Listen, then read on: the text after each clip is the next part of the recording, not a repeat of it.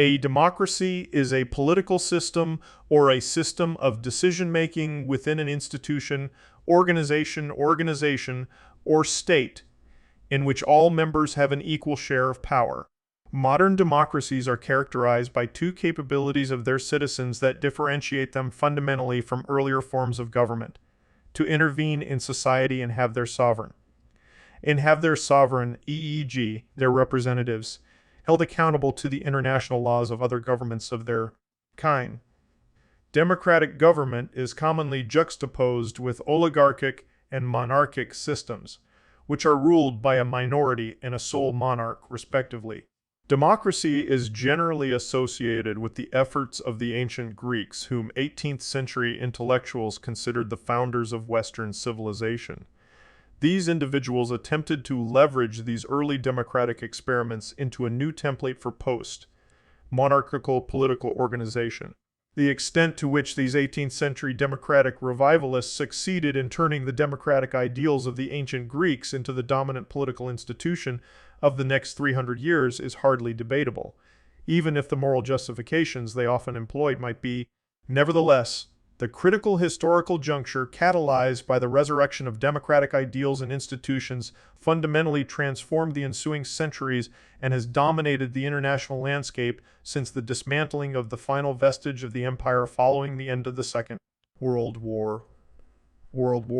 Modern representative democracies attempt to bridge the gap between Rousseau's depiction of the state of nature and Hobbes's depiction of society as inevitably authoritarian through social contracts that enshrine the rights of the citizens, curtail the power of the state, and grant agency through the right to vote.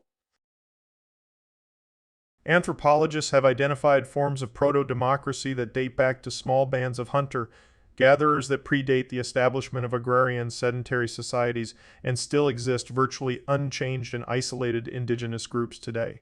In these groups of generally 50-100 individuals, often tied closely by familial bonds, decisions are reached by consensus or majority, and many times without the designation of any specific chief.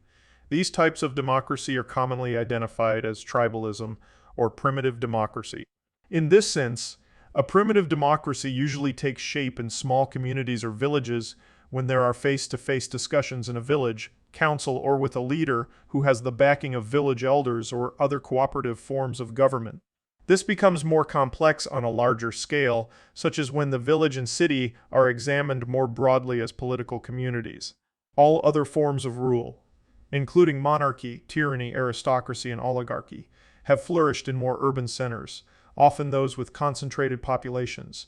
The concepts and name of democracy and constitution as a form of government originated in ancient Athens circa 508 BBE. In ancient Greece, where there were many city-states with different forms of government, democracy was contrasted with governance by elites, aristocracy by one person, monarchy by tyrants, tyranny, etc. Although 5th century BC, Athens is widely considered to have been the first state to develop a sophisticated system of rule that we today call democracy. In recent decades, scholars have explored the possibility that advancements toward democratic government occurred independently in the Near East, the Indian subcontinent, and elsewhere before this. The practice of governing by assembly was at least part of how ancient Phoenicians made important decisions.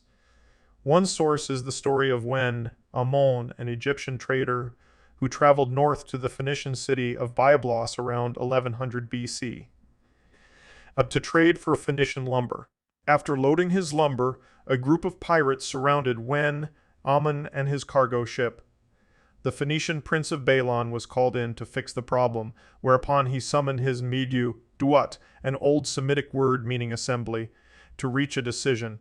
The details from there are irrelevant. What is germane to the history of democracy is that Byblos was ruled in part by a popular assembly, drawn from what subpopulation, and equipped with exactly what power we cannot know exactly. Studying pre-Babylonian Mesopotamia, Thorkild Jacobson used Sumerian epic, myth, and historical records to identify what he has called primitive democracy. By this, Jacobson means a government in which ultimate power rests with the mass of free, non-slave, male citizens, although the various functions of government are as yet little specialized and the power structure is loose.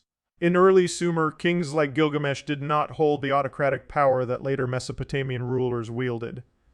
Rather, major city-states functioned with councils of elders and young men, likely free men bearing arms, that possessed the final political authority and had to be consulted on all major issues such as war. The work has gained little outright acceptance. Scholars criticize the use of the word democracy.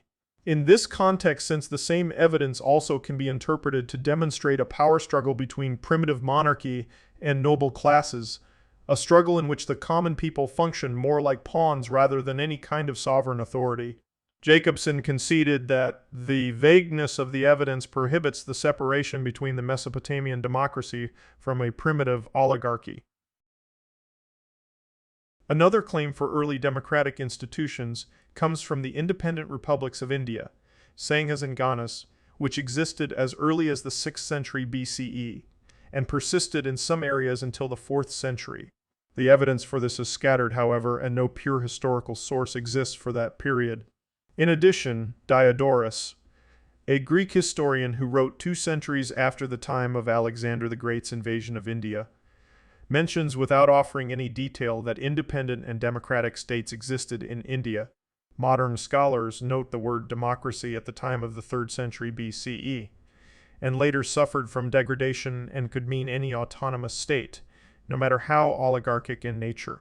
Key characteristics of the Ghana seem to include a monarch, usually known by the name Raja, in a deliberative assembly. The assembly met regularly. It discussed all major state decisions. At least in some states, attendance was open to all free men. This body also had full financial, administrative, and judicial authority. Other officers, who rarely receive any mention, obeyed the decisions of the assembly. Elected by the Ghana, the monarch apparently always belonged to a family of the noble class of Kshatriya Varna. The monarch coordinated his activities with the assembly. In some states, he did so with a council of other nobles. The Lichavus had a primary governing body of 7,077 Rajas, the heads of the most important families. On the other hand, the Shakyas, Kolyas, Malakas, and Lichavus, during the period around Gautama Buddha, had the assembly open to all men, rich and poor.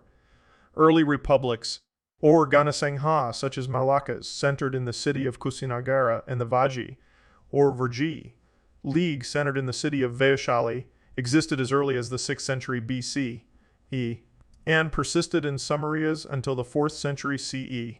The most famous clan amongst the ruling confederate tribes of the Vaji Mahajanapada were the Lichavis. The Magadha kingdom included republican communities such as the community of Rajakumara. Villages had their own assemblies under their local chiefs called Gramakas. Their administrations were divided into executive, judicial, and military functions. Scholars differ over how best to describe these governments, and the vague, sporadic quality of the evidence allows for wide disagreements. Some emphasize the central role of the assemblies and thus tout them as democracies. Other scholars focus on the upper-class domination of the leadership and possible control of the assembly and see an oligarchy or an aristocracy. Despite the assembly's obvious power, it has not yet been established whether the composition and participation were truly popular. The first main obstacle is the lack of evidence describing the popular power of the assembly. This is reflected in the Arthashastra, an ancient handbook for monarchs on how to rule efficiently. It contains a chapter on how to deal with the Sanghas, which includes injunctions on manipulating the noble leaders. Yet it does not mention how to influence the mass of the citizens, a surprising omission if democratic bodies, not the aristocratic families, actively controlled the republican governments. Another issue is the persistence of the four-tiered Varna class system. The duties and privileges on the members of each particular caste, rigid enough to prohibit someone sharing a meal with those of another order, might have affected the roles members were expected to play in the state, regardless of the formality of the institutions. A central tenet of democracy is the notion of shared decision-making power. The absence of any concrete notion of citizen equality across these caste system boundaries leads many scholars to claim that the true nature of Ganas and Sanghas is not comparable to truly democratic institutions.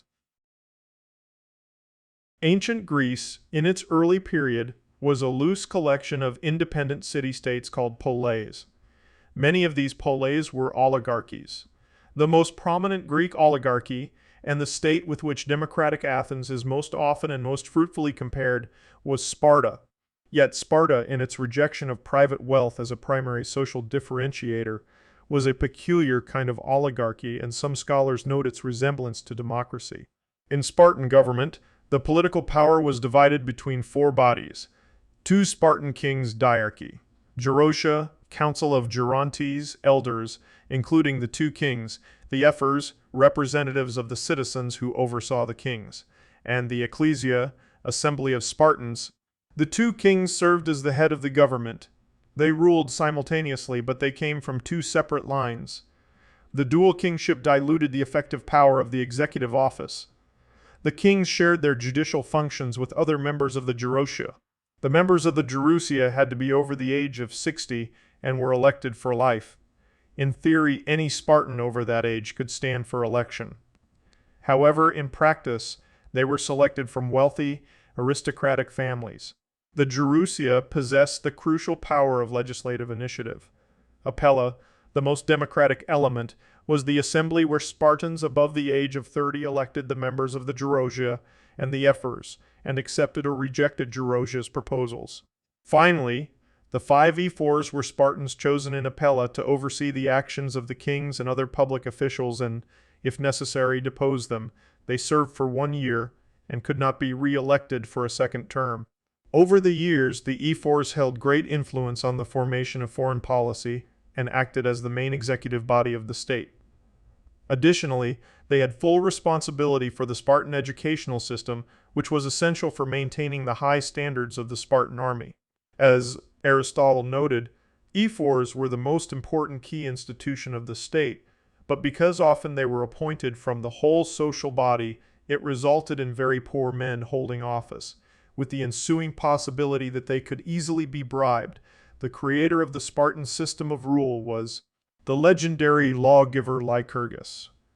He is associated with the drastic reforms that were instituted in Sparta after the revolt of the Helots in the second half of the 7th century BCE. In order to prevent another Helot revolt, Lycurgus devised the highly militarized communal system that made Sparta unique among the city-states of Greece. All his reforms were directed towards the 3 Spartan virtues: equality among citizens, military fitness, and austerity. It is also probable that Lycurgus delineated the powers of the 2 traditional organs of the Spartan government, the Gerousia and the Apella. The reforms of Lycurgus were written as a list of rules, called Great Retra, making it the world's first written constitution. In the following centuries, Sparta became a military superpower, and its system of rule was admired throughout the Greek world for its political stability. In particular, the concept of equality played an important role in Spartan society. The Spartans referred to themselves as homoioi, men of equal status. It was also reflected in the Spartan public educational system, agoge, where all citizens, irrespective of wealth or status, had the same education. This was admired almost universally by contemporaries, from historians such as Herodotus and Xenophon to philosophers such as Plato and Aristotle. In addition, the Spartan women, unlike elsewhere, enjoyed every kind of luxury and intemperance, including rights such as the right to inheritance, property ownership, and public education. Overall, the Spartans were relatively free to criticize their kings, and they were able to depose and exile them. However, despite these democratic elements in the Spartan constitution, there are 2 cardinal criticisms classifying Sparta as an oligarchy. First, individual freedom was restricted since, as Plutarch writes, no man was allowed to live as he wished, but as in a military camp. All were engaged in the public service of their polis. And second, the Gerousia effectively maintained the biggest share of power of the various governmental bodies. The political stability of Sparta also meant that no significant changes in the constitution were made. The oligarchic elements of Sparta became even stronger, especially after the influx of gold and silver from the victories in the Persian Wars. In addition, Athens, after the Persian Wars, was becoming the hegemonic power in the Greek world, and disagreements between Sparta and Athens over supremacy emerged. These led to a series of armed conflicts known as the Peloponnesian War, with Sparta prevailing in the end. However, the war exhausted both poles, and Sparta was in turn humbled by Thebes at the Battle of Leuctra in 371 BCE. It was all brought to an end a few years later, when Philip II of Macedon crushed what remained of the power of the factional states to his south. Athens is often regarded by Western scholars as the birthplace of democracy and remains an important reference point for democracy. Literature about the Athenian democracy spans over centuries, with the earliest works being the Republic of Plato and Politics of Aristotle, continuing with discourses of Niccolò Machiavelli. Athens emerged in the 7th century BCE, like many other polis, with a dominating powerful aristocracy. However, this domination led to exploitation, creating significant economic, political, and social problems. These problems were exacerbated early in the 6th century, and as the many were enslaved to few, the people rose against the notables. At the same time, a number of popular revolutions disrupted traditional aristocracies. This included Sparta in the second half of the 7th century BC. The constitutional reforms implemented by Lycurgus in Sparta introduced a hoplite state that showed, in turn, how inherited governments can be changed and lead to military victory. After a period of unrest between the rich and poor, Athenians of all classes turned to Solon to act as a mediator between rival factions and reached a generally satisfactory solution to their problems. Solon, c. 638 c. 558 BCEE, an Athenian Greek of noble descent but moderate means, was a lyric poet and later a lawmaker. Plutarch ranked him as one of the 7 sages of the ancient world. Solon attempted to satisfy all sides by alleviating the suffering of the poor majority without removing all the privileges of the rich minority. Solon divided the Athenians into 4 property classes, with different rights and duties for each. As the Rhetra did in Lycurgian Sparta, Solon formalized the composition and functions of the governmental bodies. All citizens gained the right to attend the ecclesia, assembly, and to vote.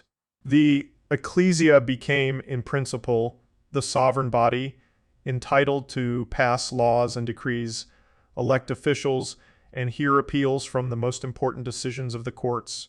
All but those in the poorest group might serve, a year at a time, on a new bull of 400, which was to prepare the agenda for the ecclesia. The higher governmental posts, those of the archons magistrates, were reserved for citizens of the top 2 income groups. The retired archons became members of the Areopagus, Council of the Hill of Ares, which, like the Gerousia in Sparta, was able to check improper actions of the newly powerful ecclesia. Solon created a mixed timocratic and democratic system of institutions.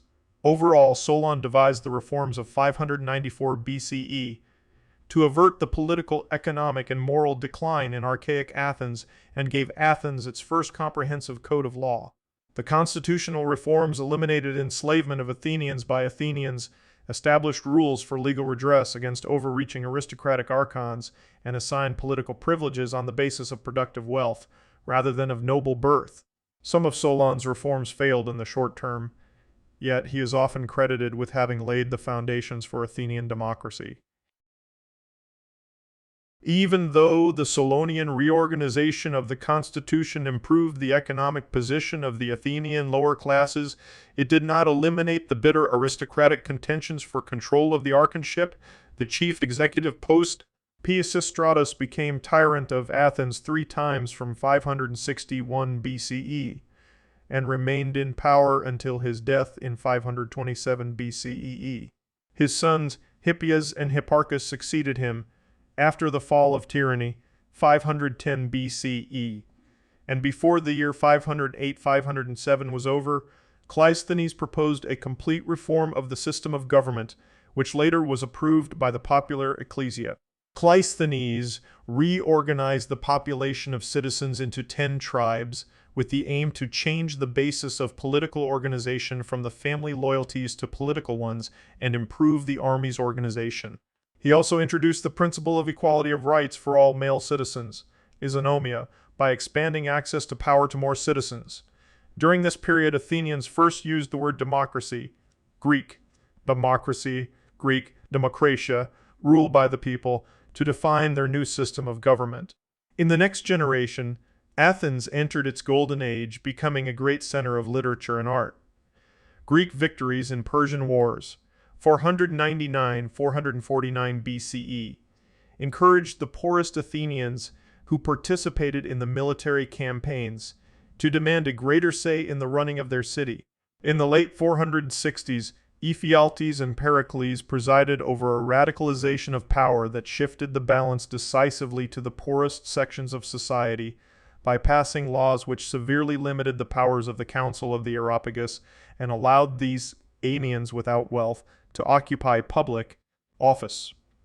Pericles became distinguished as the Athenians' greatest democratic leader, even though he has been accused of running a political machine. In the following passage, Thucydides recorded Pericles in the funeral oration describing the Athenian system of rule. Its administration favors the many instead of the few. This is why it is called a democracy. If we look to the laws, they afford equal justice to all in their private differences. If no social standing advancement in public life falls to reputation for capacity, class considerations not being allowed to interfere with merit, nor again does poverty bar the way. If a man is able to serve the state, he is not hindered by the obscurity of his condition. The freedom which we enjoy in our government extends also to our ordinary life. The Athenian democracy of Cleisthenes and Pericles was based on freedom of citizens through the reforms of Solon, and on equality of citizens as onomia, introduced by Cleisthenes and later expanded by Ephialtes and Pericles.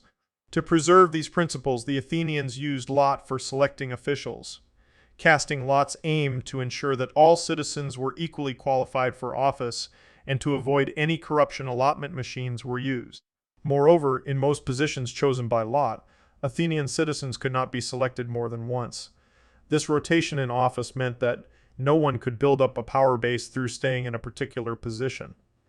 The courts formed another important political institution in Athens. They were composed of a large number of juries with no judges, and they were selected by lot on a daily basis from an annual pool, also chosen by lot. The courts had unlimited power to control the other bodies of the government and its political leaders. Participation by the citizens selected was mandatory, and a modest financial compensation was given to citizens whose livelihood was affected by being drafted to office. The only officials chosen by elections, one from each tribe, were the strategoi, generals, where military knowledge was required, and the treasurers, who had to be wealthy since any funds revealed to have been embezzled were recovered from a treasurer's private fortune. Debate was open to all present, and decisions in all matters of policy were taken by majority vote in the ecclesia, compared to direct democracy, in which all male citizens could participate, in some cases with a quorum of 6,000. The decisions taken in the ecclesia were executed by the Bull of 500, which had already approved the agenda for the ecclesia.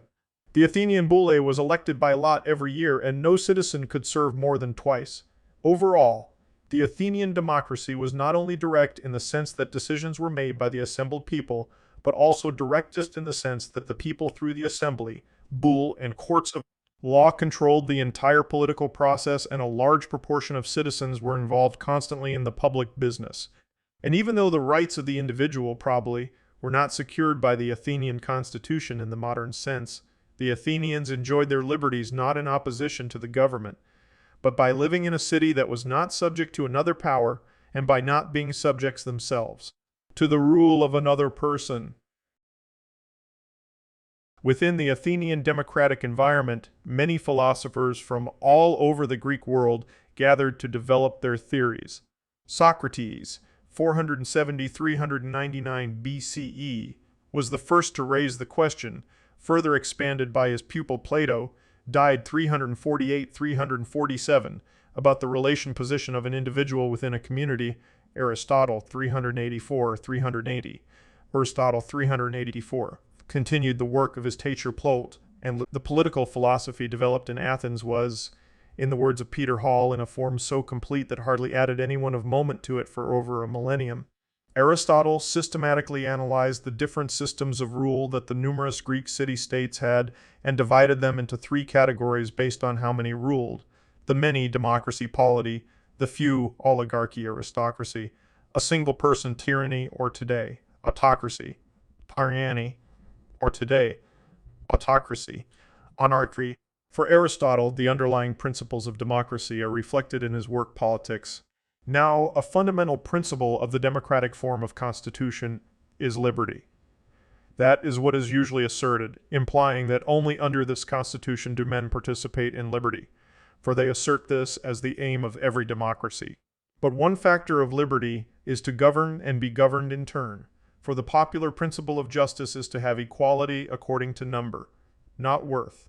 And if this is the principle of justice prevailing, the multitude must of necessity be sovereign, and the decision of the majority must be final, and must constitute justice, for they say that each of the citizens ought to have an equal share, so that it results that in democracies the poor are more powerful than the rich, because there are more of them, and whatever is decided by the majority is sovereign. This, then, is one mark of liberty, which all Democrats set down as a principle of the Constitution. And one is for a man to live as he likes. For they say that this is the function of liberty, inasmuch as to live not as one likes is the life of a man that is a slave. This is the second principle of democracy, and from it has come the claim not to be governed, preferably not by anybody, or failing that, to govern and be governed in turns. And this is the way in which the second principle contributes to equalitarian liberty. The Athenian democracy in its 2 centuries of lifetime twice voted against its democratic constitution, both times during the crisis at the end of the Peloponnesian War of 431 to 404 BCE, establishing first the 411 BCE, and second Sparta's puppet regime of the 30 Tyrians. In 404 BCE, both votes took place under manipulation and pressure, but democracy was recovered in less than a year in both cases. Reforms following the restoration of democracy after the overthrow of the 30 tyrants removed most law-making authority from the assembly and placed it in randomly selected law-making juries known as nomothetia. Athens restored its democratic constitution again after King Philip II of Macedon reigned 359-336 BCE, and later Alexander the Great regained 336-323 BCE. Unified Greece, but it was politically overshadowed by the Hellenistic empires. Finally, after the Roman conquest of Greece in 146 BCE, Athens was restricted to matters of local administration. However, democracy in Athens declined not only due to external powers, but due to its citizens, such as Plato and his student Aristotle. Because of their influential works, after the rediscovery of classics during the Renaissance, Sparta's political stability was praised. While the Periclean democracy was described as a system of rule where either the less well-born, the mob, as a collective tyrant, or the poorer classes held power. Only centuries afterwards, after the publication of A History of Greece by George Grote from 1846 onwards, did modern political thinkers start to view the Athenian democracy of Pericles positively. In the late 20th century, scholars re-examined the Athenian system of rule as a model of empowering citizens and as a postmodern example for communities and organizations alike. Rome's history has helped preserve the concept of democracy over the centuries. The Romans invented the concept of classics, and many works from ancient Greece were preserved. Additionally, the Roman model of governance inspired many political thinkers over the centuries, and today's modern representative democracies imitate more the Roman than the Greek models.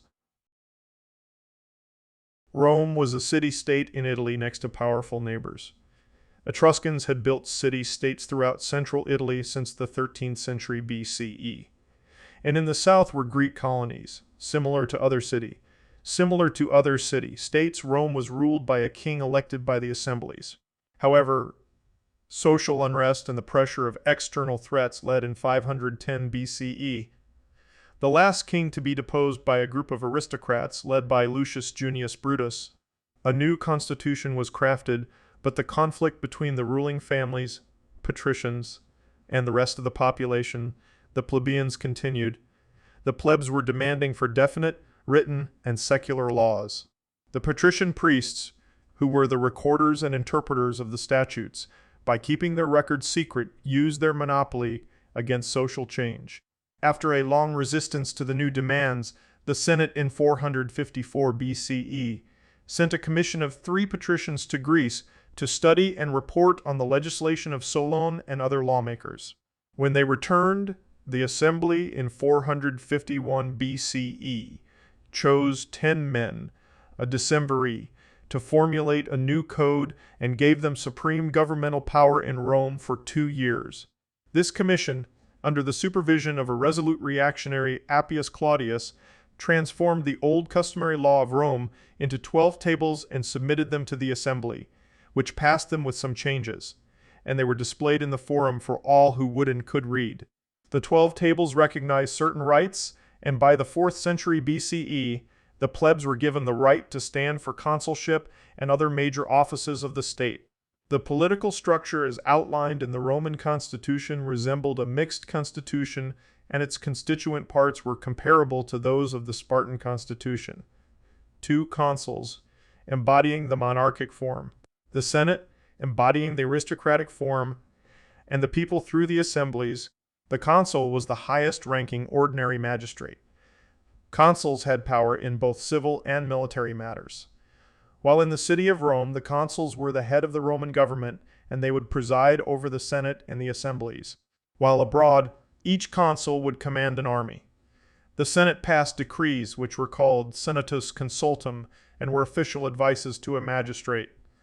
However, in practice, it was difficult for a magistrate to ignore the Senate's advice. The focus of the Roman Senate was directed towards foreign policy. Though it technically had no official role in the management of military conflict, the Senate ultimately was the force that oversaw such affairs.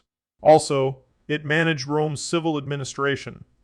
The requirements for becoming a senator included having at least 100,000 denarii worth of land, being born of the patrician noble aristocrats class, and having held public office at least once before. New senators had to be approved by the sitting members.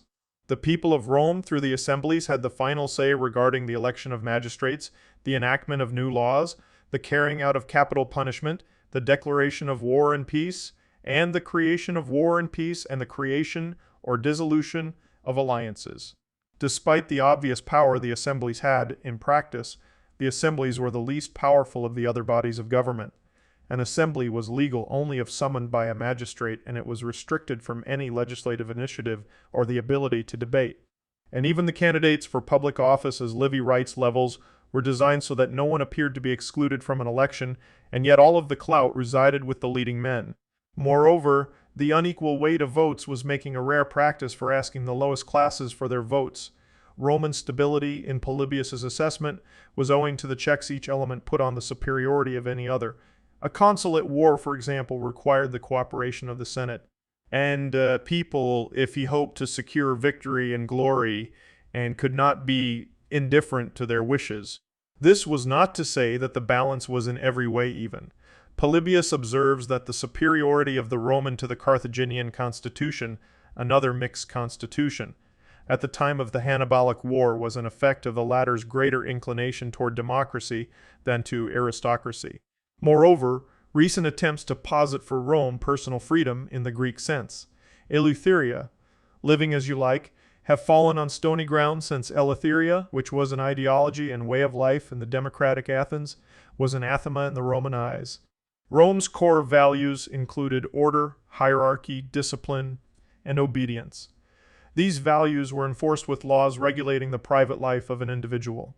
The laws were applied in particular to the upper classes, since the upper classes were the source of Roman moral examples.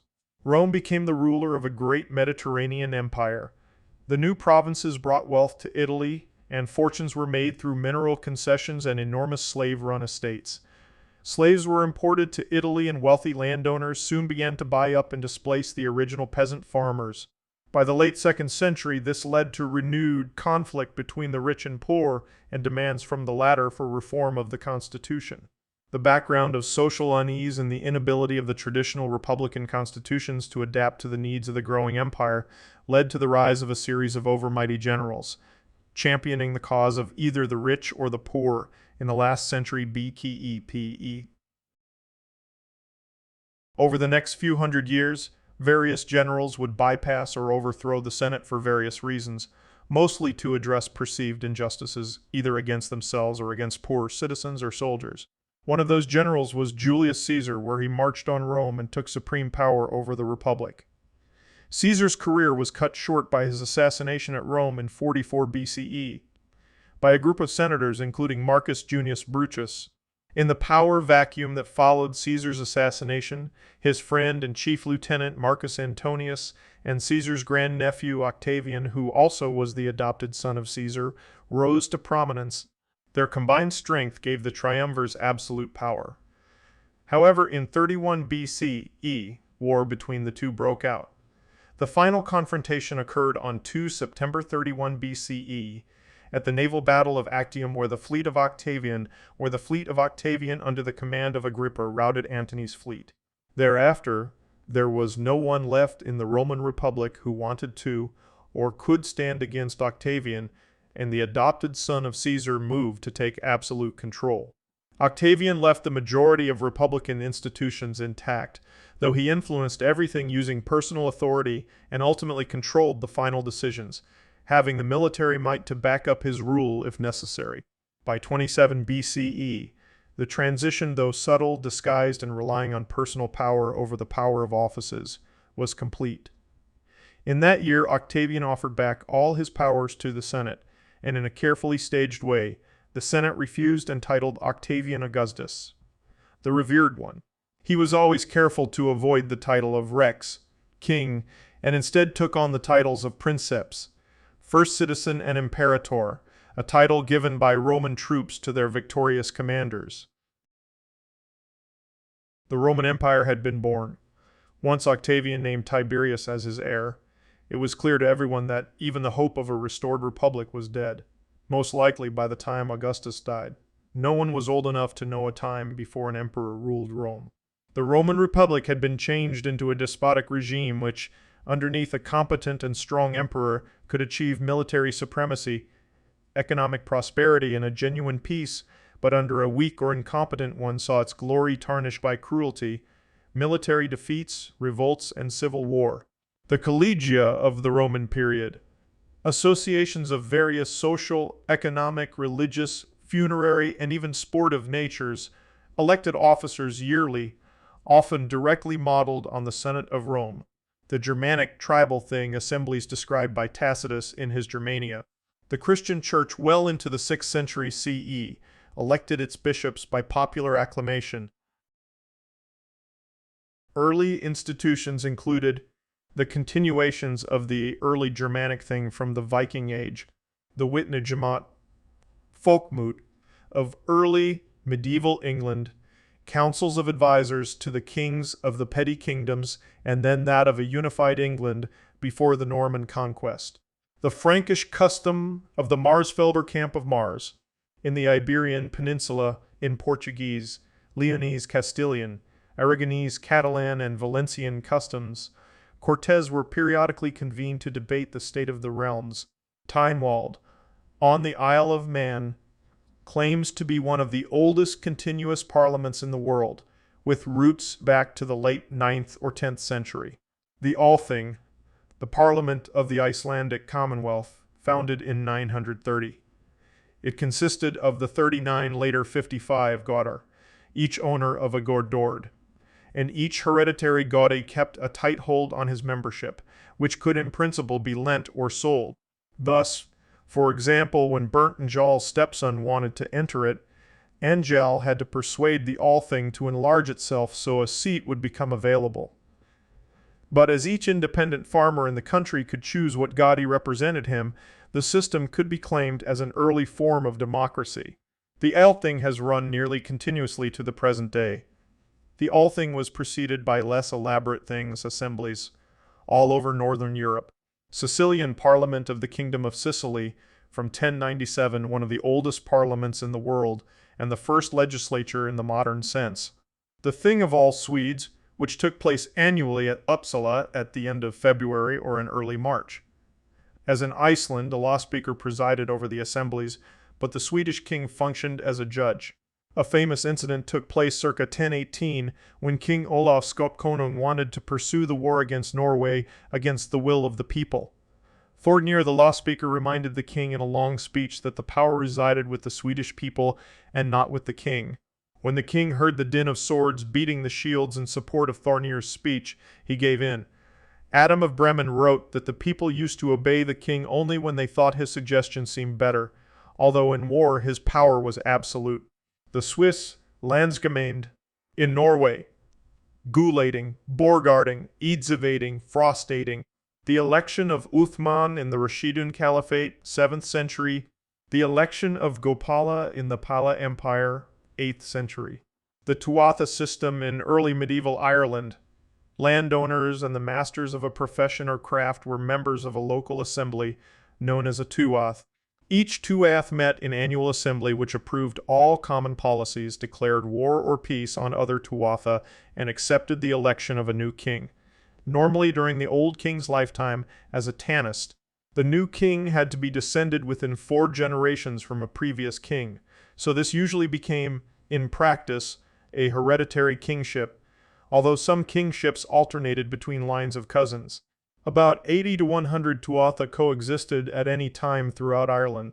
Each Tuath controlled a more or less compact area of land which it could pretty much defend from cattle, raids, and this was divided among its members.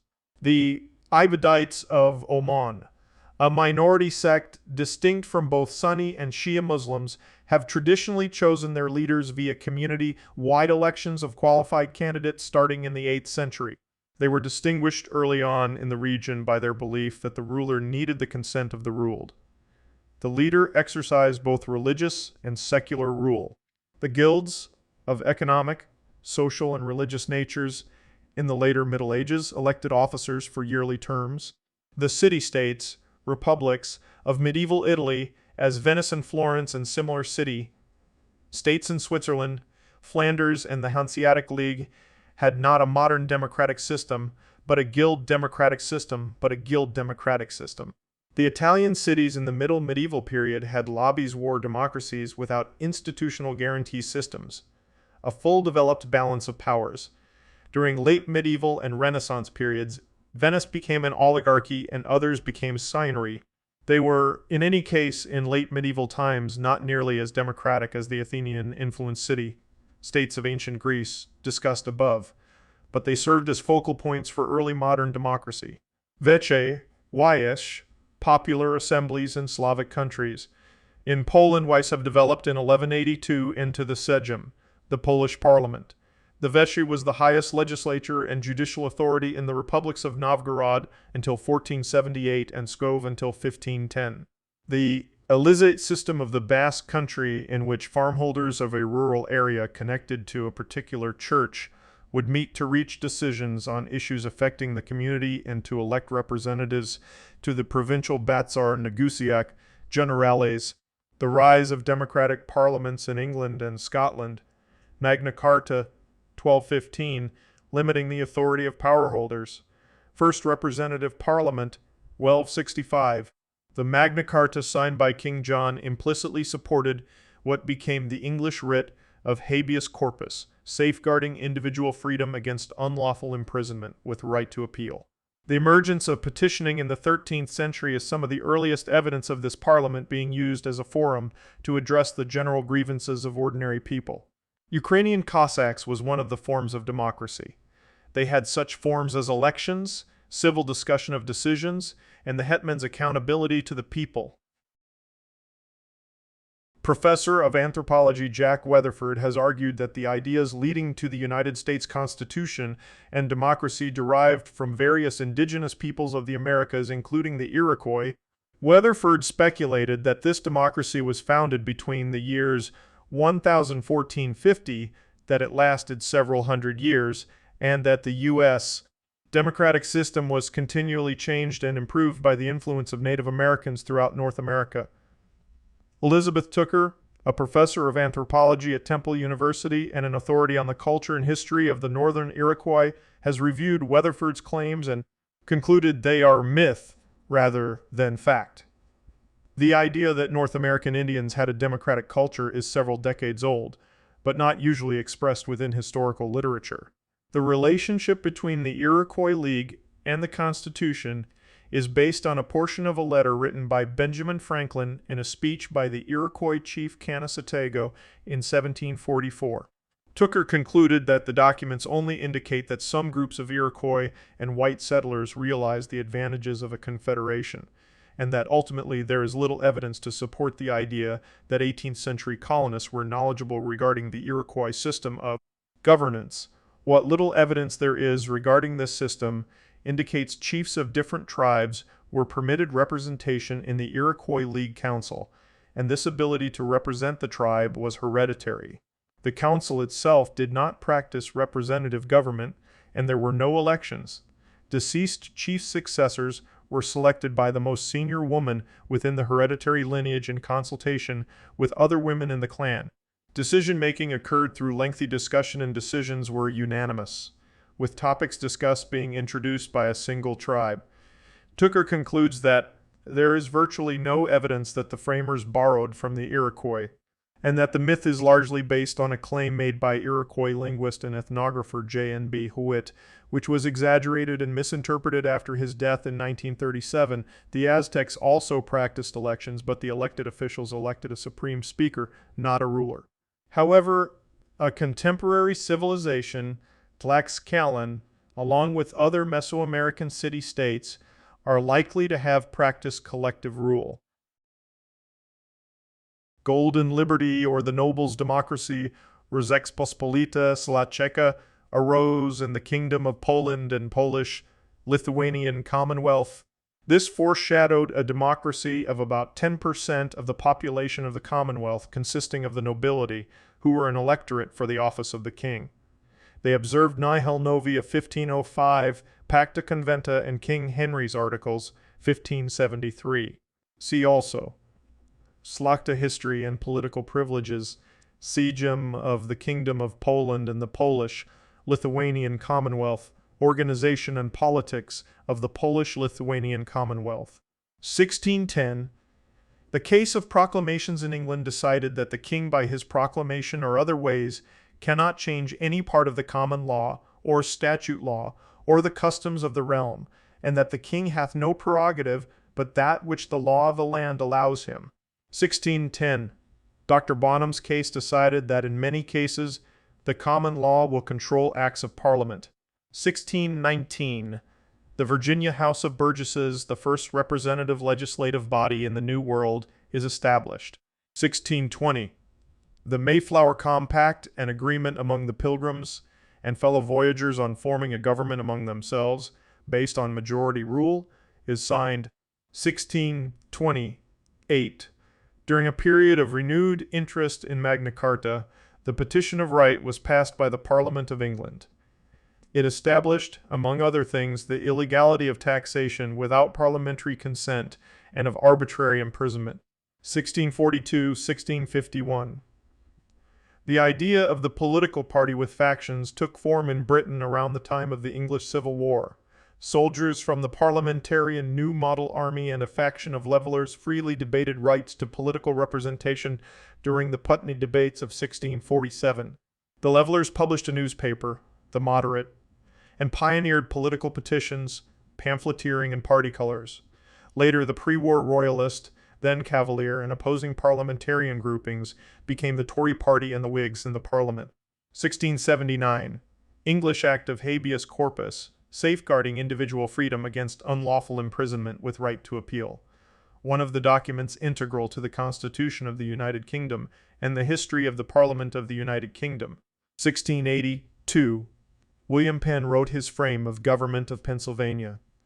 The document gave the colony a representative legislature and granted liberal freedoms to the colony's citizens. 1689. The Bill of Rights, 1689, enacted by Parliament, set out the requirement for regular parliaments, free elections, rules for freedom of speech in Parliament, and limited the power of the monarch. It ensured with the Glorious Revolution of 1688 that, unlike much of the rest of Europe, royal absolutism would not prevail.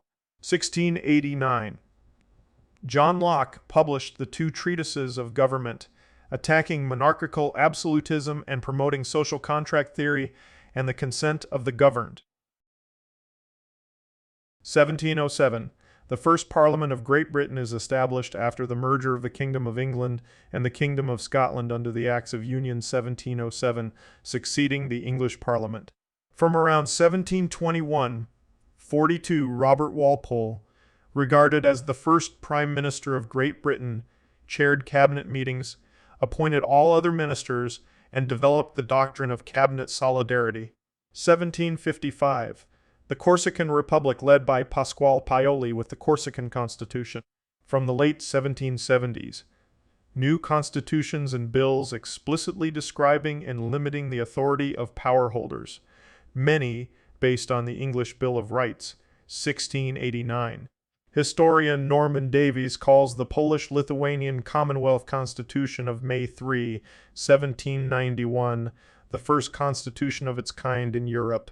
The United States. The Founding Fathers rejected limited democracy run by traditionally defined aristocrats. The creation of a legally defined title of nobility is forbidden by the Constitution. The Americans, as with the British, took their cue from the Roman Republic model. Only the patrician classes were involved in government. 1776. Virginia Declaration of Rights is published. The American Declaration of Independence proclaims that all men are created equal, that they are endowed by their Creator with certain unalienable rights, that among these are life, liberty, and the pursuit of happiness. United States Constitution ratified in 1788, created bicameral legislature with members of the House of Representatives elected by the people of the several states, and members of the Senate elected by the state legislatures. The Constitution did not originally define who was eligible to vote, leaving that to the constituent states, which mostly enfranchised only adult white males who owned land. 1791. The United States Bill of Rights ratified. 1790s. First party system in U.S. involves invention of locally rooted political parties in the United States. Networks of party newspapers, new canvassing techniques, use of caucus to select candidates, fixed party names, party loyalty, party platform, Jefferson 1799. 1800. Peaceful transition between parties. 1780s. Development of social movements identifying themselves with the term democracy, political clashes between aristocrats and Democrats in Benelux countries changed the semi-native meaning of the word democracy in Europe, which was until then regarded as synonymous with archy, into a much more positive opposite of aristocracy. 1789, 1799. The French Revolution. The Declaration of the Rights of Man and of the Citizen, based on the U.S. Declaration of Independence, is adopted on 26 August 1789 and declares that men are born and remain free and equal in rights, and proclaimed the universal character of human rights. Universal male suffrage established for the election of the National Convention in September 1792, but revoked by the Directory in 1795. Slavery abolished in the French colonies by the National Convention on 4 February 1794, with black people made equal to white people. All men without distinction of color residing in the colonies are French citizens and will enjoy all the rights assured by the Constitution. Slavery was re-established by Napoleon in 1802-1791. The Haitian Revolution, a successful slave revolution, established a free republic. 1792. Local elections instituted in Freetown Colony in December 1792, in which Nova Scotian immigrants could elect tithing men and hundredors. The United Kingdom. 1807. The Slave Trade Act banned the trade across the British Empire, after which the UK established the blockade of Africa and enacted international treaties to combat foreign slave traders. 1832. The passing of the Great Reform Act, which gave representation to previously underrepresented urban areas in the UK and extended the voting franchise to a wider population, followed later in the 19th century and 20th century with several further reform acts. 1833, the Slavery Abolition Act was passed, which took effect across the British Empire from 1 August 1834. 1810, 24 September, opening session of the Cortes of Cadiz, with representatives of all Spanish provinces, including those in America. 1820, first Cortes Juarez in Portugal under a constitutional charter. 1835, Serbia's first modern constitution. 1837, February 3, local election in South Africa, British colony.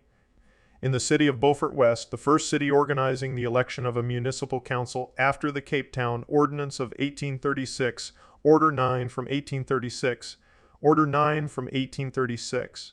1844, the Greek Constitution of 1844 created a bicameral parliament consisting of an assembly, voli, and a senate, Gerousia. Power then passed into the hands of a group of Greek politicians, most of whom had been commanders in the Greek War of Independence against the Ottomans. 1848, universal male suffrage was re-established in France in March of that year, in the wake of the French Revolution of 1848. 1848, following the French, the revolutions of 1848, although in many instances forcefully put down, did result in democratic constitutions in some other European countries, among them the German states, Denmark, and Netherlands. 1850s. Introduction of the secret ballot in Australia. 1872 in UK. 1892 in USA. 1853. Black Africans given the vote for the first time in southern Africa in the British-administered Cape Province. 1856. USA. Property ownership requirements were eliminated in all states, giving suffrage to most adult white males.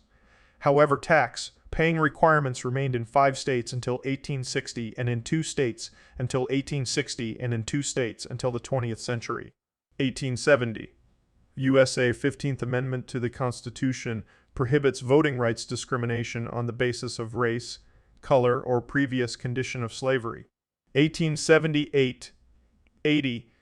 William Ewart Gladstone's UK Midlothian campaign ushered in the modern political campaign. 1893. New Zealand is the first nation to introduce universal suffrage by awarding the vote to women. Universal male suffrage had been in place since 1879. 1894. South Australia is the first place to pass legislation allowing women to stand for election to Parliament. 1905. Persian Constitutional Revolution, first parliamentary system in Middle East. 1911. UK Parliament Act restricted the unelected upper house from obstructing legislation from the elected lower house. The notion of a secret ballot, where one is entitled to the privacy of their votes, is taken for granted by most today by virtue of the fact that it is simply considered the norm. However, this practice was highly controversial in the 19th century. It was widely argued that no man would want to keep his vote secret unless he was ashamed of it. The two earliest systems used were the Victorian method and the South Australian method. Both were introduced in 1856 to voters in Victoria and South Australia. The Victorian method involved voters crossing out all the candidates whom he did not approve of. The South Australian method, which is more similar to what most democracies use today, had voters put a mark in the preferred candidate's corresponding box. The Victorian voting system also was not completely secret, as it was traceable by a special number. The end of the First World War was a temporary victory for democracy in Europe, as it was preserved in France and temporarily extended to Germany. Already in 1906, full modern democratic rights, universal suffrage for all citizens was implemented constitutionally in Finland, as well as a proportional representation, open list system.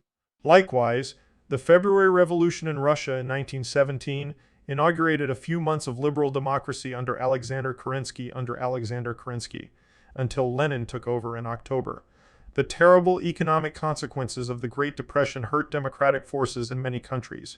The 1930s became a decade of dictators in Europe and Latin America. In 1918, the United Kingdom granted the women over 30 who met a property qualification the right to vote, A second one was later passed in 1928, granting women and men equal rights. On August 18, 1920, the 19th Amendment, Amendment XIX, to the United States Constitution was adopted, which prohibits the states and the federal government from denying the right to vote to citizens of the United States on the basis of sex. French women got the right to vote in 1944, but did not actually cast their ballot for the first time until April 29, 1945. The Indian Citizenship Act of 1924 granted full U.S. citizenship to America's indigenous peoples, called Indians in this act.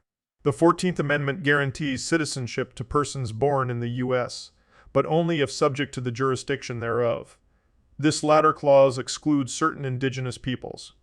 The act was signed into law by President Calvin Coolidge on 2 June 1924. The act further enfranchised the rights of peoples resident within the boundaries of the United States. World War II was ultimately a victory for democracy in Western Europe, where representative governments were established that reflected the general will of their citizens. However, many countries of Central and Eastern Europe became undemocratic Soviet satellite states. In Southern Europe, a number of right-wing authoritarian dictatorships, most notably in Spain and Portugal, continued to exist. Japan had moved towards democracy during the Taisho period during the 1920s, but it was under effective military rule in the years before and during World War II. The country adopted a new constitution during the post-war Allied occupation, with initial elections in 1946. World War II also planted seeds of democracy outside Europe and Japan as it weakened, with the exception of the USSR and the United States, all the old colonial powers, while strengthening anti-colonial sentiment worldwide. Many restive colonies' possessions were promised subsequent independence in exchange for their support for embattled colonial powers during the war. In 1946, the United States granted independence to the Philippines, which preserved a democratic political system as a presidential republic until the presidency of Ferdinand Marcos. The aftermath of World War II also resulted in the United Nations' decision to partition the British Mandate into two states, one Jewish and one Arab. On 14 May 1948, the State of Israel declared independence, and thus was born the first full democracy in the Middle East. Israel is a representative democracy with a parliamentary system and universal suffrage. India became a democratic republic in 1950 after achieving independence from Great Britain in 1947. After holding its first national elections in 1952, India achieved the status of the world's largest liberal democracy with universal suffrage, which it continues to hold today. Most of the former British and French colonies were independent by 1965 and at least initially democratic. Those that were formerly part of the British Empire often adopted the Westminster parliamentary system. The process of decolonization created much political upheaval in Africa and parts of Asia, with some countries experiencing often rapid changes to and from democratic and other forms of government. In the United States of America, the Voting Rights Act of 1965 and the Civil Rights Act enforced the 15th Amendment. The 24th Amendment ended poll taxing by removing all tax placed upon voting, which was a technique commonly used to restrict the African American vote. The Voting Rights Act also granted voting rights to all Native Americans, irrespective of their home state. The minimum voting age was reduced to 18 by the 26th Amendment in 1971.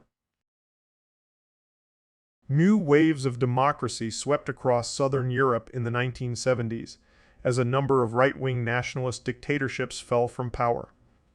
Later, in Central and Eastern Europe in the late 1980s, the communist states in the USSR sphere of influence were also replaced with liberal democracies. Much of Eastern Europe, Latin America, East and Southeast Asia, and several Arab, Central Asian, and African states, and the not yet state, that is the Palestinian Authority, moved towards greater liberal democracy in the 1990s and 2000s. By the end of the century, the world had changed from having in 1900 not a single liberal democracy with universal suffrage to 120 of the world's 192 nations, or 62 having become such democracies. 25 nations, or 13 of the world's nations, had restricted democratic practices. In 1900 and in 2016, or 80 of the world's nations were such restricted democracies. Other nations had, and have, various forms of non-democratic rule. The numbers are indicative of the expansion of democracy during the 20th century. The specifics, though, may be open to debate. For example, New Zealand actually enacted universal suffrage in 1893, but is discounted due to a lack of complete sovereignty and certain restrictions on the Maori vote. The 2003 U.S.-led invasion of Iraq led to a toppling of President Saddam Hussein and a new constitution with free and open elections.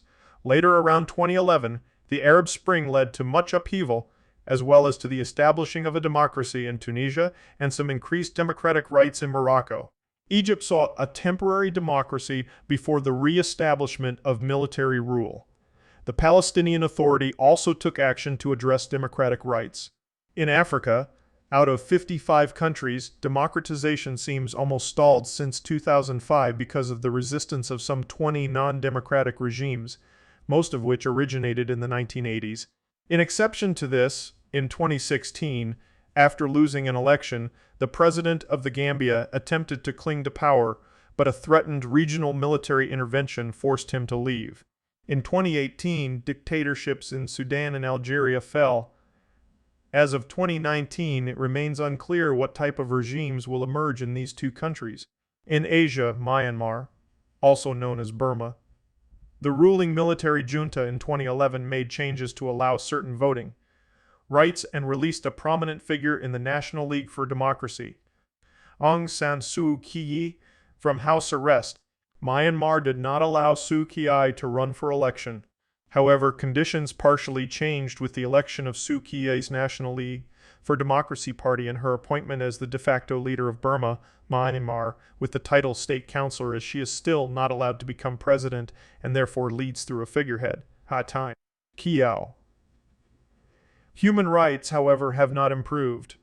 In Bhutan, in December 2005, the fourth king Jigme Singye Wangchuck announced that the first general elections would take place in 2008 and that he would abdicate the throne in favor of his eldest son. Bhutan is currently undergoing further changes to allow for a constitutional monarchy. In the Maldives, protests and political pressure led to a government reform which allowed democratic rights and presidential elections in 2008. These were, however, undone by a coup in 2018. Meanwhile, in Thailand, military junta twice overthrew democratically elected governments, 2006 and 2014, and in 2014 changed the constitution in order to increase their own power. The authoritarian regime of Hun Sen in Cambodia dissolved the main opposition party, Cambodia National Rescue Party, in 2017 and effectively implemented a one-man dictatorship. In Europe, Ukraine saw several protest movements leading to a switch from effective oligarchy to more democracy. As of 2019, since the Maidan Revolution of February 2014, Ukraine has seen 2 presidential elections and the peaceful transfer of power. Not all movement has promoted democracy, however. In Poland and Hungary, so-called illiberal democracies have taken hold, with the ruling parties in both countries considered by the EU and by civil society to be working to undermine democratic governance. Within English-speaking Western democracies, protection-based attitudes combining cultural conservatism and leftist economic attitudes were the strongest predictor of support for authoritarian modes of governance. Despite the number of democratic states has continued to grow since 2006, the share of weaker electoral democracies has grown significantly. This is the strongest causal factor behind fragile democracies. As of 2020, authoritarianism and populism are on the rise around the world, with the number of people living in democracies less than the end of the Cold War.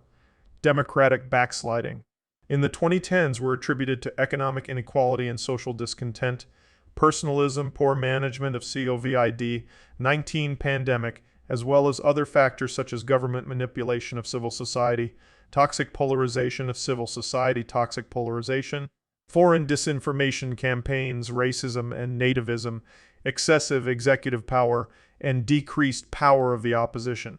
Large parts of the world, such as China, Russia, Central and Southeast Asia, the Middle East, and much of Africa, have consolidated authoritarian rule, rather seeing it weaken. Determining the continuity and age of independent democracies depends on the criteria applied, but generally the United States is identified as the oldest democracy, while the country with longest history of universal suffrage is New Zealand. Under the influence of the theory of deliberative democracy, there have been several experiments since the start of the new millennium with what are called deliberative fora, places in real life or in cyberspace, where citizens and their representatives assemble to exchange reasons. One type of deliberative forum is called a minpublic, a body of randomly chosen or actively selected citizens that represents the whole population. The use of random selection to form a representative deliberative body is known as citizens' assembly. Citizens' assemblies have been used in Canada 2004-2006 and the Netherlands 2006 to debate electoral reform, and in Iceland 2009 and 2010 for broader constitutional change.